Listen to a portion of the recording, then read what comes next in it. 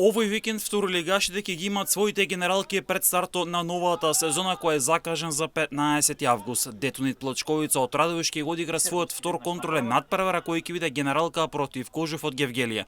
На овој меч типскиот стратег Горан Здравков ќе има можност за последна проверка и да види како оди подигањето на формата пред почетокот на сезоната. Од друга страна Кожев доби нов тренер, па сега стратегот Дарко Крстевски ќе има можност за еден контролен меч со цел да види каков тим има, каде се слабите точки и што и каде би требало да се засели. Брејара Струмица генералка ќе игра против второлигашот од Малта Санта Луција. Ланскиот прволигаш ќе има можност против квалитетен тим да ја провери формата. Санта Луција е предводена од штипскиот тренер Емил Грнев и неговиот асистент Борче Постолов, исто така од Штип, а нивниот тим годинава ќе цели кон влез во првата лига на Малта.